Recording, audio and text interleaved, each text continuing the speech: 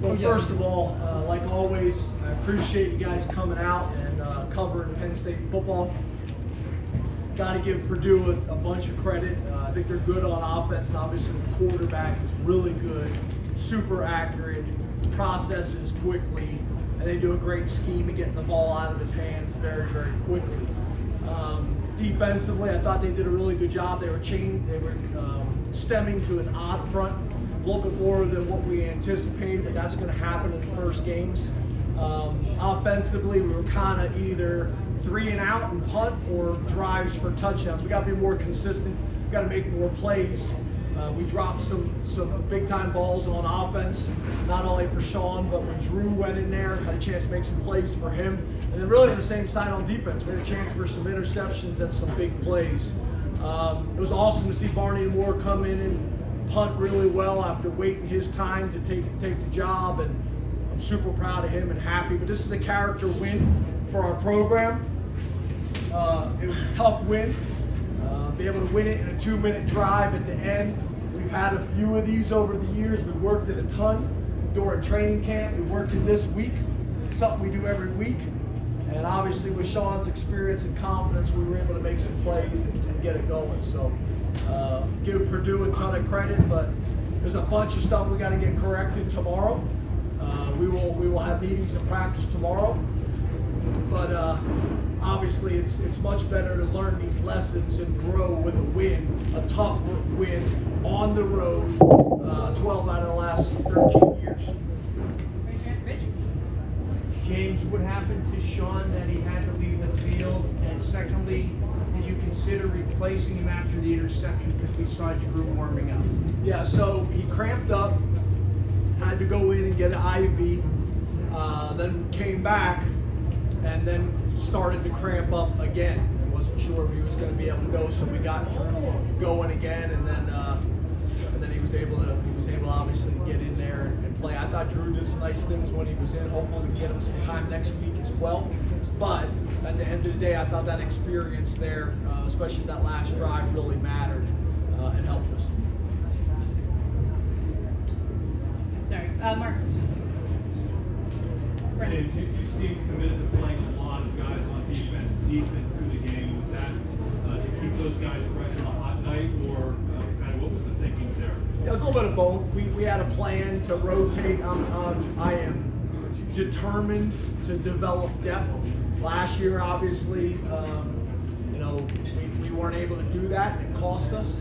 So we are going to develop depth by playing guys. If you think we played a lot of guys this week, we plan on doing it again next week.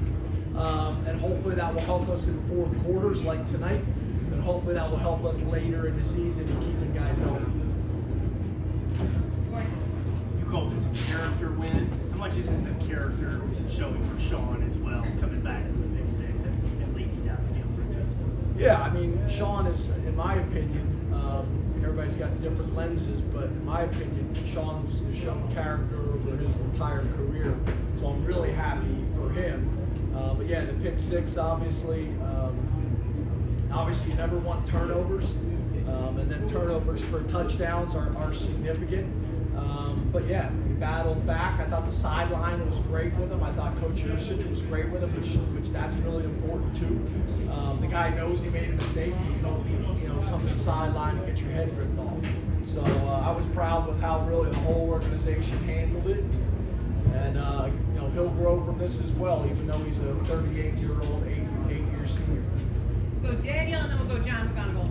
James, 30 seconds left in the first half. You guys decided to push the ball instead of taking it in for halftime and get the touchdown. What went into, making that decision to be aggressive there and that play to Brenton? What did you see on that? Yeah, we had 3 timeouts. It was 30 seconds to go, so we felt like, hey, let's start on first and second down, see if we can get something going, and if we can, keep going.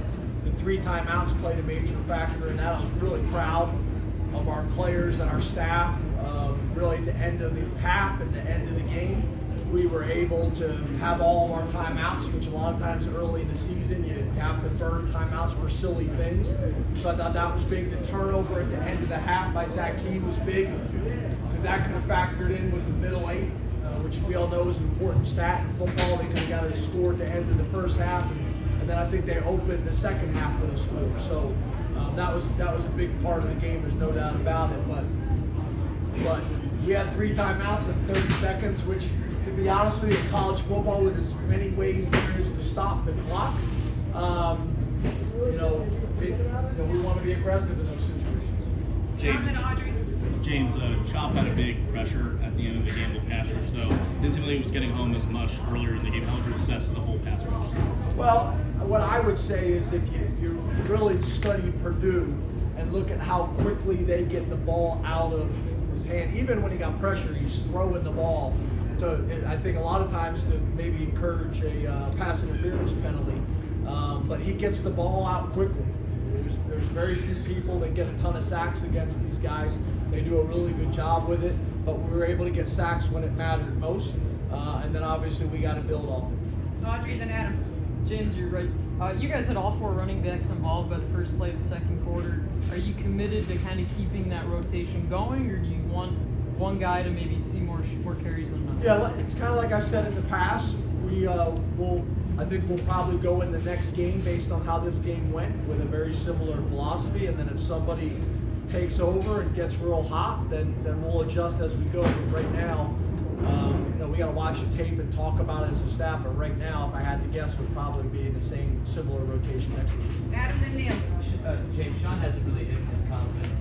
He's shown that outwardly. How does that show up in a game like this when it's not perfect, but obviously you have a chance at the end and you come through? I'm sorry, say the beginning part again. Sean has shown his confidence and expressed that. I'm wondering how that shows up in a game situation after things aren't going well and then you still have a chance at the end. Yeah, I think it was that, and I think it's obviously just a ton of experience. The guy's kind of had a roller coaster career. He's had unbelievable games and won 11 games, and we all as a program have had some adversity as well. So, I'm proud of him. The experience counts, and the experience matters.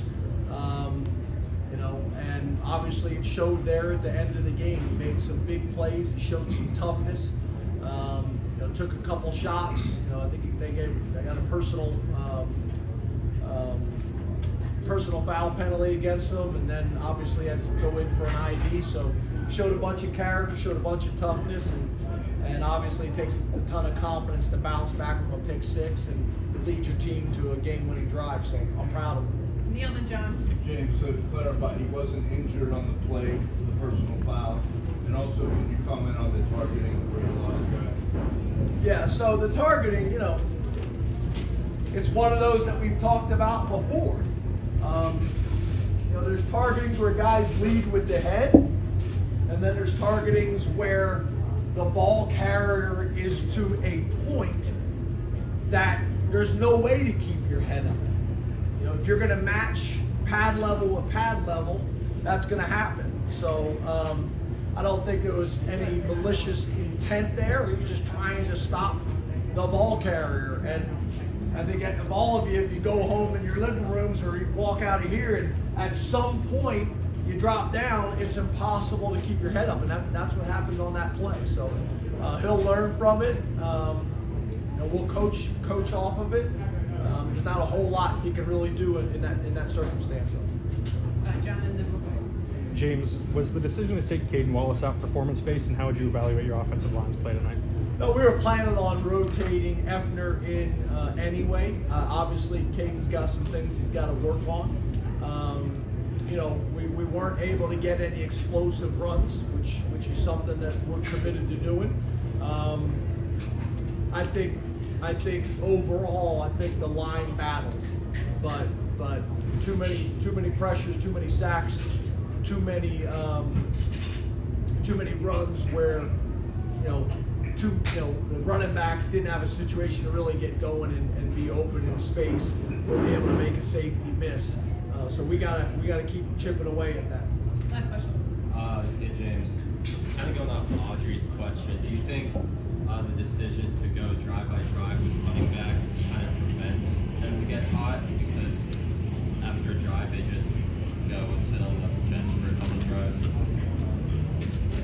This is one of those questions that I have a hard time answering. If we thought that would prevent it, probably wouldn't do it, right? Yeah, it's kind of a tough question. I don't think I finished answering your question, to be honest with you. You asked about Sean, and it was cramping. He went in and got an IV. That's what it was. Thank you, Coach. Awesome.